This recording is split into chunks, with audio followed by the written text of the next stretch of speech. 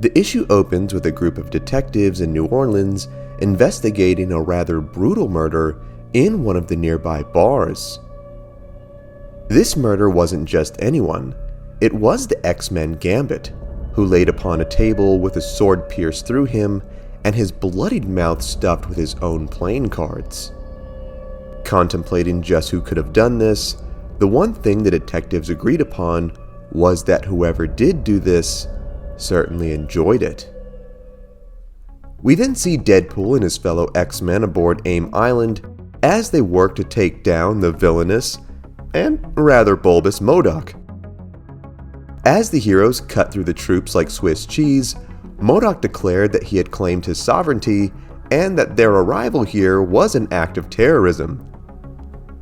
We then see Deadpool go to take MODOK down as he sung about how hot he thought Rogue was, where we see a sudden dark change in the air, where MODOK whispered a mysterious phrase to the mercenary, which caused him to instantly freeze where he stood.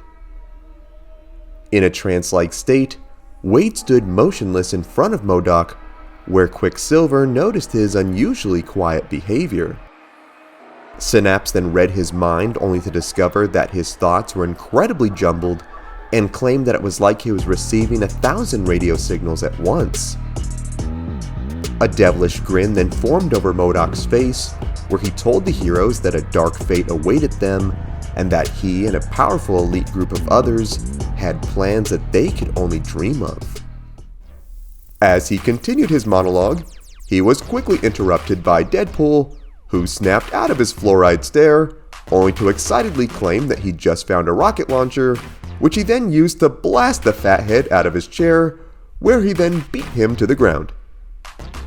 The comic then takes on a cutesy, more vibrant art style, where MODOK swore he would not be beaten, and then summoned his band of Avengers, which consisted of the likes of Snarky Raptor Cheetah, Dr. Voodoo Doll, Brainwave Ninja, and Hands Off Cowgirl.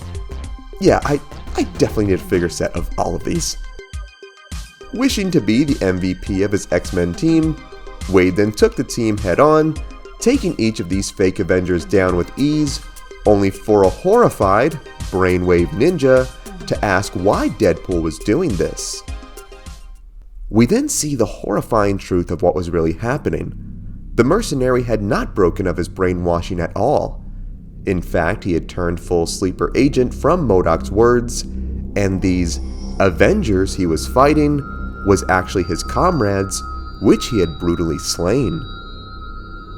With Synapse being the only one left, she had no option but to shut down Deadpool's brain. Still being controlled, Wade thought that she was one of the bad guys, where he too killed her before she could act.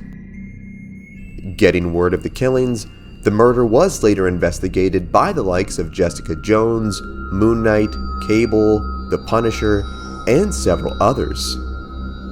Revealing that countless other heroes had also been brutally slain, they wondered just who could have done this, where Moon Knight soon discovered the insignia of our mercenary with a mouth painted with the blood of his victims on the ground.